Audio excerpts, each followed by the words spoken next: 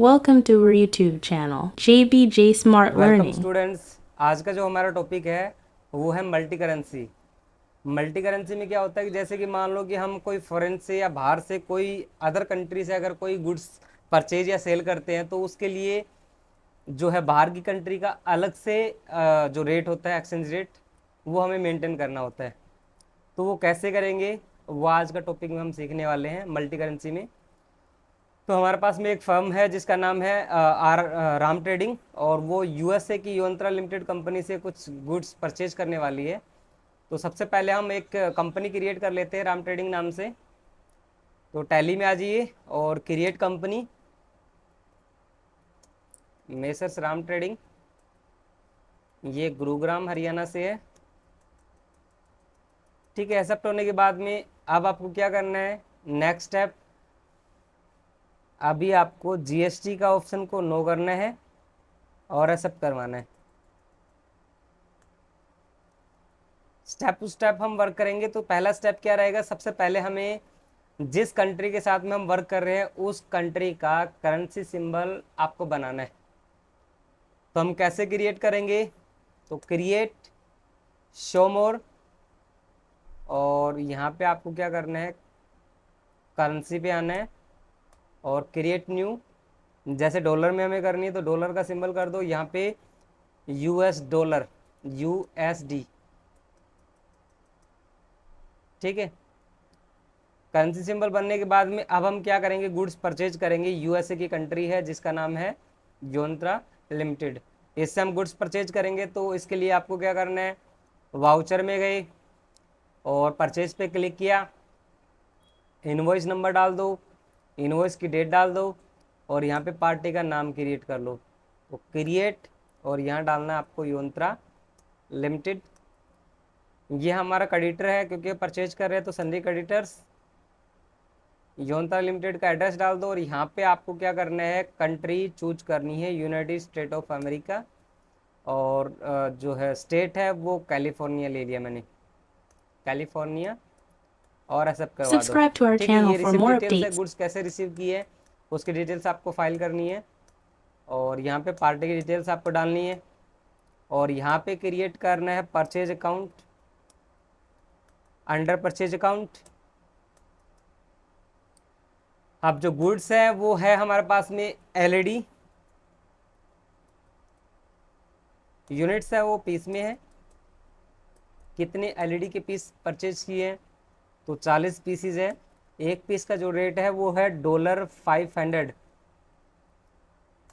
ठीक है, $20,000 का आपका आइटम हो गया है। अब आपको एक्सचेंज रेट आपको डालनी है। अभी जो एक्सचेंज रेट जो हमारी है वो यहाँ पे हम डाल देते हैं कि हमारे जो है एक्सचेंज रेट है वो है कितनी,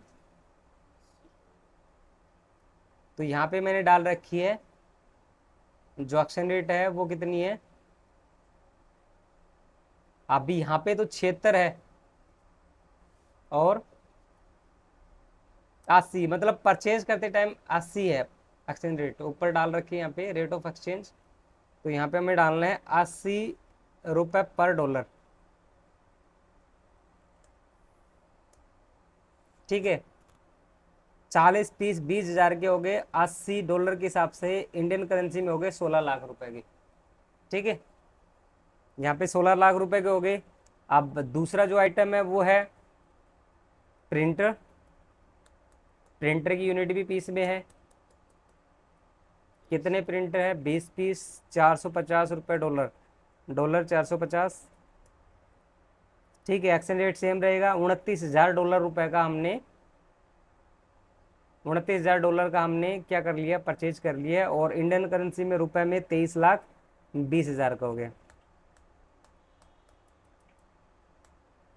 अब आप बैलेंस शीट में चेक करोगे तो यहाँ पे आपको 23,20,000 रुपए का जो आपका करंट लाइबिलिटी हो चुकी है योंत्रा लिमिटेड की, इसको आपको चुकाने हैं, और इतने का आपके पास में क्लोजिंग स्टॉक भी आ चुका है। ठीक है, आप देखो रेट जो है वो 40,000 और 36,000 रुपये ऑटोमेटिक हो गया। अब हमने तो मेंटेन किया नहीं था रेट, ये 40,000 और 36,000 रुपये अकॉर्डिंग टू जो आपका जो करेंसी का जो एक्सचेंज रेट है उसके हिसाब से इसने चेंज कर लिया है। अब मैंने परचेज तो कर लिया है 1 अप्रैल 2023 को, लेकिन अब मैं पेमेंट कर रहा हूँ 1 मई 2023 को। 1 मई 2023 को जब मैं पेमेंट करने लगा तो एक्सचेंज रेट 80 की जगह कितना हो गया, 76 हो गया। तो यहाँ पे हमें क्या करना है, सबसे पहले हमें SBI बैंक में 50 लाख रुपए लगाने हैं। SBI बैंक का एक खाता खोल लेंगे, अंडर बैंक अकाउंट खाता नंबर डाल दीजिए, अपना IFSC कोड डाल दीजिए, और यहाँ पे आपको बैंक का नेम और ब्रांच का नेम, ये सारी डिटेल आपको डालनी है।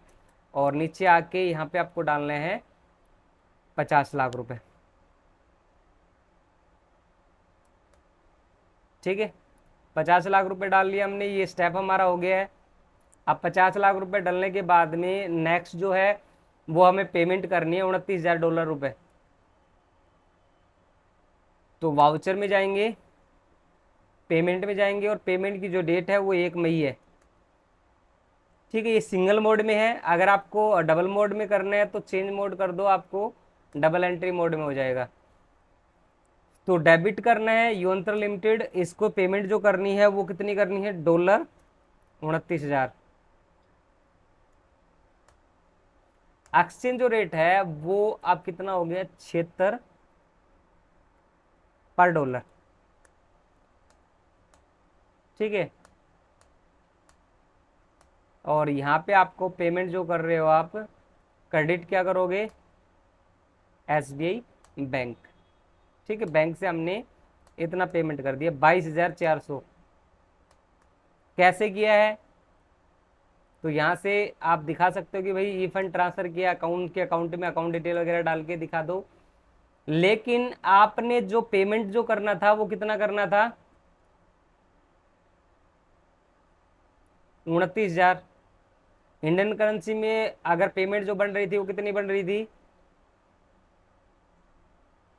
23 लाख कुछ था, लेकिन अभी आपने 22,04,000 ही पे किए। तो इसका मतलब क्या है, आपको 1,16,000 रुपए का एक तरह से फॉरेक्स गेन हो गया।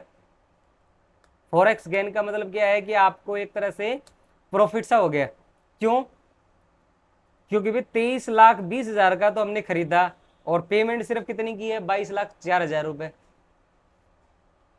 22,04,000 की क्यों पेमेंट हुई, क्यों, क्योंकि हमारा जो एक्सचेंज रेट था वो एक्सचेंज रेट के हिसाब से हमने इसको मेंटेन किया है। और एक्सचेंज रेट के हिसाब से हमने जैसे ही किया कि 80 की जगह 76 में हमने किया है, तो हमें इतने का प्रॉफिट हुआ। लेकिन ये अनएडजस्टेड फॉरेक्स गेन है, इसको एडजस्ट करना पड़ेगा 1,16,000 को। अब वो करेंगे कैसे एडजस्ट, उसके लिए आपको क्या करना है, जर्नल में जाना है, वाउचर में गए और यहाँ पे जर्नल में जाएंगे, और यहाँ पे आपको क्रिएट करना है। अगर आपको गेन हुआ है तो गेन क्रिएट कर लो। तो हमें गेन हुआ है, तो कहाँ से हुआ है, योंत्रा लिमिटेड। कितना गेन हुआ है, 1,16,000।